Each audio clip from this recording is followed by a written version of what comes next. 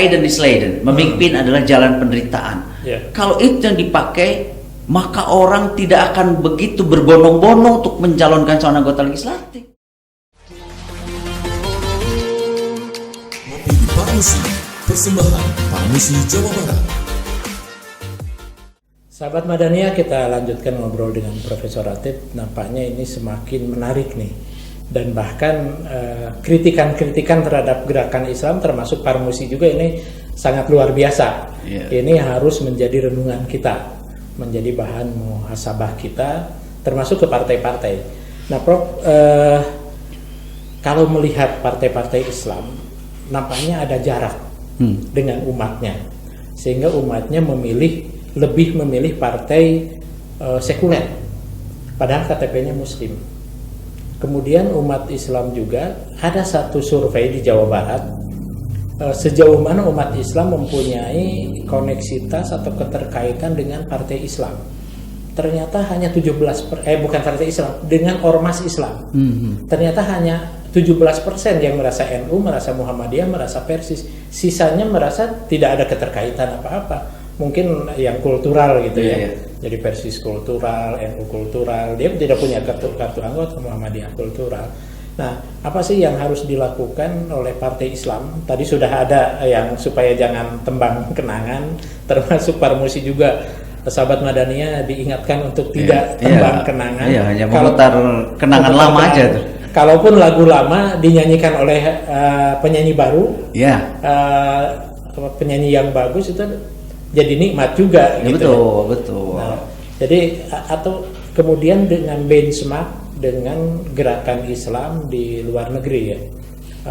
Kan gerakan Islam di Indonesia ini ada yang berkiblat ke Ikhwanul Muslimin, ada yang ke AKP, ada yang ke Yordania dengan khilafahnya, ada juga ke Timur Tengah dengan Salafinya. Ini menurut pandangan Prof gimana nih? Ya. Jadi yang pertama yang saya tangkap umpamanya soal afinitas ya atau keterkaitan atau pilihan gitu umat Islam dengan partai Islam ternyata kan tidak seperti relasi kuantitas gitu yang sebenarnya gitu ya. Bahkan banyak pilihannya ke partai-partai yang katakanlah secara historis itunya partai Islam kan begitu. Memang banyak faktor, tapi saya ingin melihat satu saja Kang Ari. Sekarang itu kan ideologi partai itu boleh dikatakan cair. Gitu. Semuanya juga itu hanya satu mungkin dagangan saja. Meskipun itu juga tidak begitu laku. Tapi ideologi partai juga mungkin hanya sebagai prasyarat formal saja, begitu ya. Meskipun ada juga yang cukup konsisten, seperti PDIP dengan nasionalismenya atau lebih tepatnya Soekarnoisme sebetulnya kan ada di situ. Tapi bentuknya di lapangan kan menjadi tidak jelas gitu. Nah, jadi ideologi partai dalam ini sama semuanya. Dan ini kemudian diperparah dengan perilaku politisinya di situ yang tidak mencerminkan ideologi partai yang dianut, baik itu katakanlah ideologi partainya berbasis agama atau Islam atau juga berbasis nasionalisme, sama aja, sama-sama korupnya, sama-sama tidak aspiratifnya, sebenarnya kan begitu. Nah, tapi menjadi fatal karena ketika berbicara Islam itu kan harus sangat idealis. Jadi boleh dikatakan pengusungnya itu harus seperti semi malaikat. Nah, makanya ketika kemudian memperlihatkan aktivis-aktivis atau politisi-politisi Muslim di partai Islam itu, ternyata perilaku dan etika politiknya sama saja. Bahkan tidak memiliki daya pertahanan yang berlebih gitu terhadap godaan duniawi dibanding dengan politisi dari partai yang berbasis bukan agama. Akhirnya apa bedanya? Akhirnya bahkan mendapat hukuman yang lebih gitu kan di situ. Jadi sekarang bentuk hukuman ya dengan merosotnya suara partai. Seperti itu. Nah, kenapa dulu para politisi Muslim itu relatif laku ya? kemudian disegani, mereka menurut saya jelas-jelas kalau meminjamnya dari Pak Kasman Singo di Moejo itu, Pak Agus Salim itu Leiden is Leiden. Memimpin adalah jalan penderitaan. Itu dilakoni. Dan mereka mengatakan itu setelah melakoni jalan kepemimpinan itu. Bagaimana seorang Agus Salim itu dia dengan jabatan yang mentereng, Menteri Luar Negeri, Wakil Perdana Menteri, tapi seumur-umur tidak punya rumah. Kalaupun punya rumah ngontrak di gang, gitu. Kemudian Muhammad Rum dan kawan-kawan ketika beliau sudah tidak menjabat lagi di kabinet, mereka mengatakan, alhamdulillah sekarang kita tidak lagi diamanahi mengurus negara, ada waktu untuk mengurus keluarga. Kan begitu. Pak Natsir sebagai mantan Perdana Menteri, dia diberi rumah oleh negara, dikembalikan karena tidak bisa membayar PBB-nya. Jadi ada respect. Ketika memilih itu respect. Sekarang nggak ada itu. Nah, nggak terlihat ya. Nggak terlihat. Nah, menurut itu. saya sekarang kalau betul-betul ingin menampilkan gitu ya wajah politik Islam, itu harus ada di politisinya. Menurut saya amalkan dulu Leiden is Leiden, memimpin adalah jalan penderitaan. Kalau itu yang dipakai, maka orang tidak akan begitu berbondong-bondong untuk mencalonkan calon anggota legislatif. Kalau dulu kan enggak, karena ternyata Pak Haji Agus Salim gitu kok hidupnya miskin terus. Pak Nasir juga demikian, Muhammad Rum juga sama, Pak Saprudin Pranegara sama.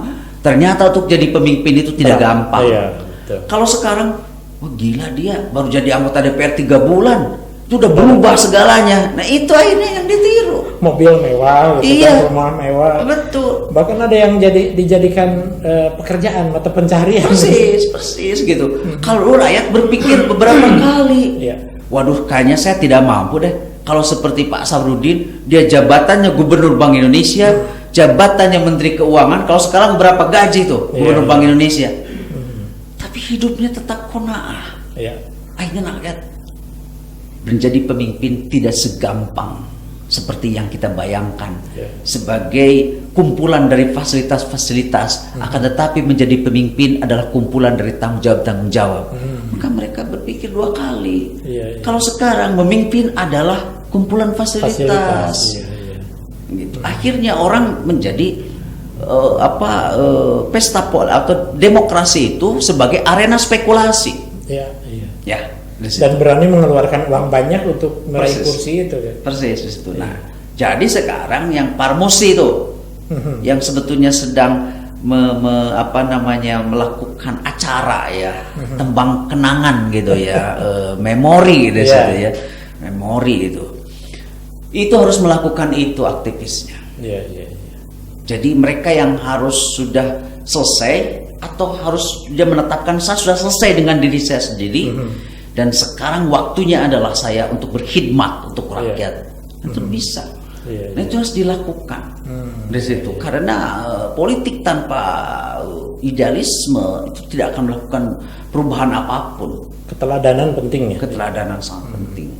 Itu yang harus dilakukan dalam rangka Masumi Reborn, Masumi reinventing gitu menemukan kembali Masumi gitu, menemukan kembali Parmusi. Spiritnya yang tadi.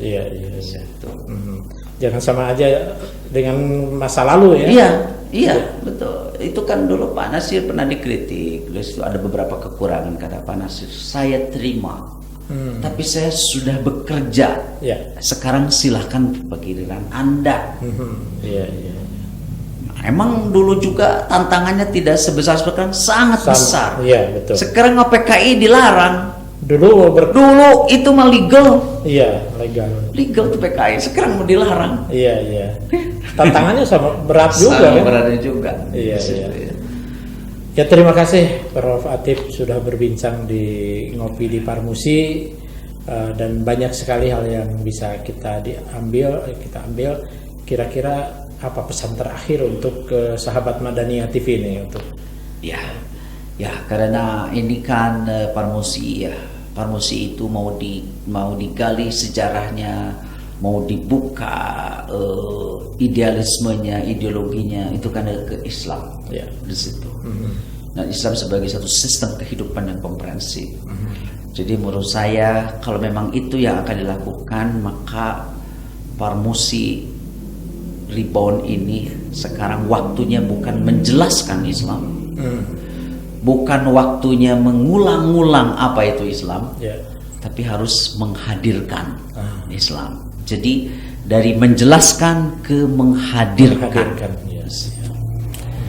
Jadi kalau seeing is believing, orang melihat dia percaya. Tapi orang merasa jelas belum tentu dia percaya. Jelas sih jelas, tapi ternyata begitu.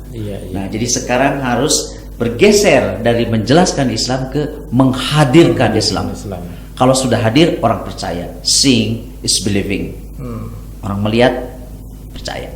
Terima kasih.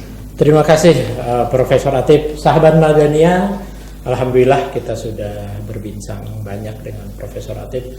Prof, terima kasih sama-sama atas kesediaannya hadir di studio Madania TV Parmusi Jawa Barat, dan mudah-mudahan ini menjadi inspirasi bagi kita bagaimana Islam harus hadir di tengah masyarakat supaya kita bisa memberikan teladan, memberikan contoh kepada masyarakat sehingga Islam itu dirasakan oleh masyarakat.